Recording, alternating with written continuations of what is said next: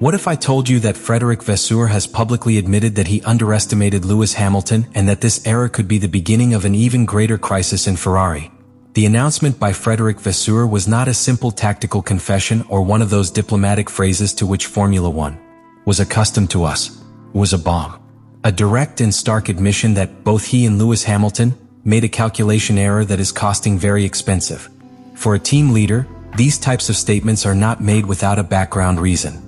To say that stupidly underestimated change means publicly assuming that planning to integrate a 7-time world champion was poor, precipitated, or even naive.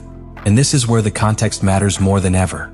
Lewis Hamilton is not a pilot who comes to Ferrari to make curriculum. It is an emblem, a figure that drags millions of fans and that represents a work philosophy that has been completely different from that of Maranello throughout his career.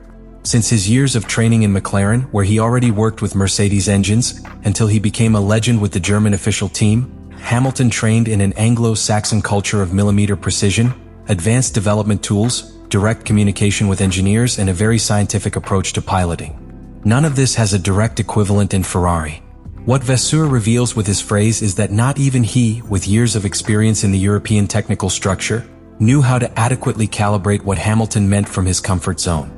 Moreover, he admits that they expected him to simply adapt, to understand the Italian complexity naturally, as if it were a simple change of uniform. And this has been a colossal error. The error is not only technical, but emotional and structural. Ferrari has opted for a very high-profile figure without creating the necessary conditions for this lace in its system. Here we are not talking only about how Hamilton feels in the car or if the adjustments accommodate him. We are talking about how it communicates with its engineers, how strategic decisions are made during the weekends of Grand Prix, how information flows within the team, and above all, how mutual trust is built in an organization that has always had its own internal rhythm. This public recognition by Vasseur also marks a turning point in the narrative of the season. For the first time, Ferrari admits not only that things are not going well, but the problem is much deeper than the performance of the car or a bad weekend. It implies a base disconnection, a gap between the expectations that Hamilton arrived and the reality he found within the team. And this is key because it shows us that we are facing more than a passing crisis. We are facing a structural challenge that, if it is not addressed with intelligence and decision, can lead to an early break of one of the most ambitious projects of modern F1. In addition, the media environment in which these statements are produced is not accidental. They occur after several chaotic weekends, after a series of disappointing results, and at a time when the pressure on Ferrari is at its highest point. Vasseur does not seek excuses. He is sending an internal message as powerful and external. Ferrari cannot continue to operate under his old schemes if he wants to succeed with a pilot like Hamilton. The brutality of this ad is not just rhetoric. It is the recognition that Ferrari needs to reinvent himself from the inside if he wants to take advantage of the sports, media, and human capital that Lewis represents. Otherwise, what seemed like a golden project can be transformed into another failed history in the extensive history of the Scuderia. What has lived by Lewis Hamilton in the Hungary Grand Prix cannot be interpreted as one more day. It was an episode that, for many, marked a before and after in his career with Ferrari. An emotional breakdown point as visible as painful, that raw the level of pressure and frustration that crosses the most laureate pilot in the modern era of Formula One. He classified in position 12. His partner Charles Leclerc, on the other hand, achieved the pole. That single comparison was already alarming, but what came later was much deeper. Hamilton's post-session statements became one of the hardest self-criticisms that have been heard from a pilot of his caliber. He described himself as absolutely useless. He did not accuse the car. He did not blame the team. He was responsible with a brutality that left in silence to journalists, analysts, and fans. That type of language, coming from someone with more than 100 victories in their career, is not a communicational strategy. It is an emotional cry. It is the reflection of someone who is living a deep disconnection between what he expects to deliver and what he is really achieving. But even more, those words were accompanied by a suggestion that left paddock ice cream. They probably need to change pilot. No one expected that from Hamilton. Nobody. And yet, he said it with the clarity of who is dealing with internal where that he can no longer want to hide. This should not only be analyzed from the sports plane. You have to understand the psychological component that this process entails. Hamilton is not accustomed to this level of technical uncertainty, or to be constantly behind his partner. His piloting style has always been based on full trust with his machine. This trust is built with clear data, efficient feedback, and a work dynamic in which every technical detail is almost surgically adjusted to its preferences. Ferrari, for now, is not offering that environment.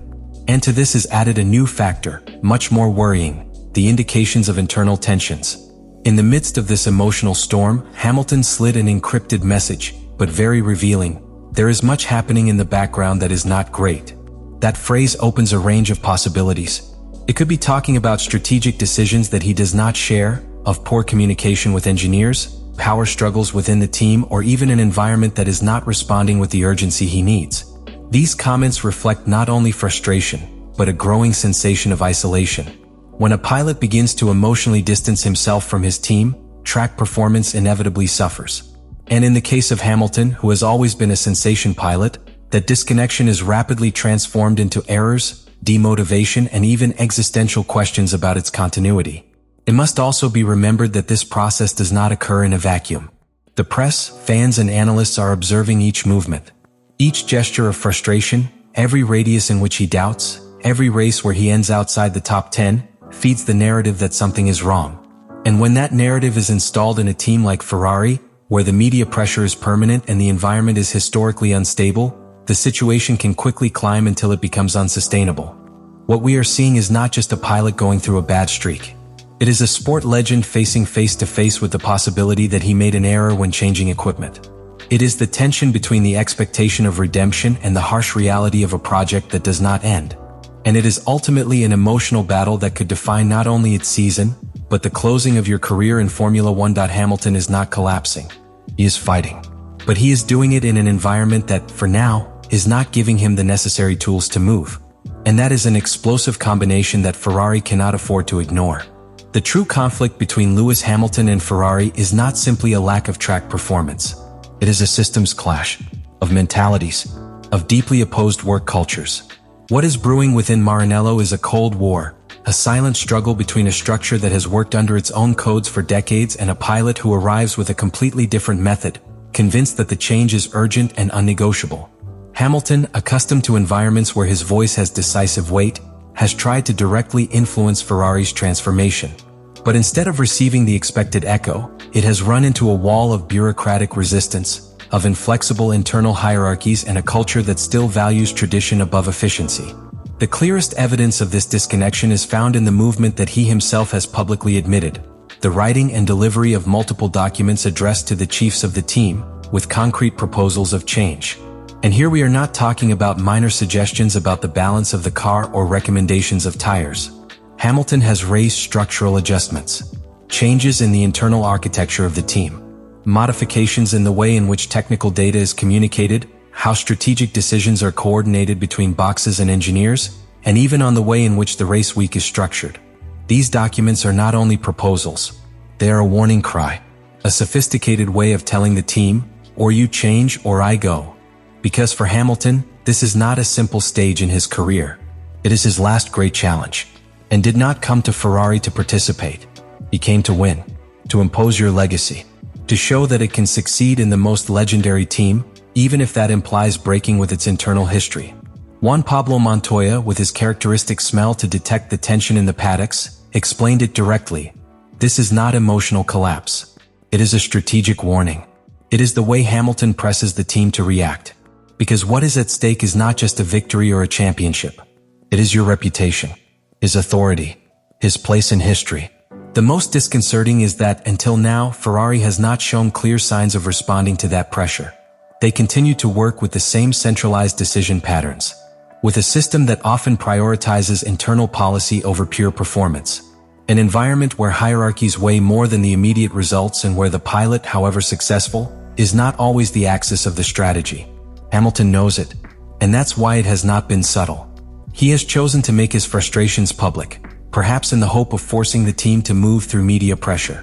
It is a risky method, but it is also a message for the high controls. It did not come to Ferrari to be part of the museum. He came to rewrite the story. And if the team is not willing to break with the past, then there is no room for a figure like him. This silent rebellion is also a reminder of what it means working with pilots of this size. Hamilton is not just fast. It is demanding, political, strategic. He has sufficient experience to understand that the championships are won out of the track as well as inside it. And he is willing to fight that battle on all fronts. Leave me your opinion, you think.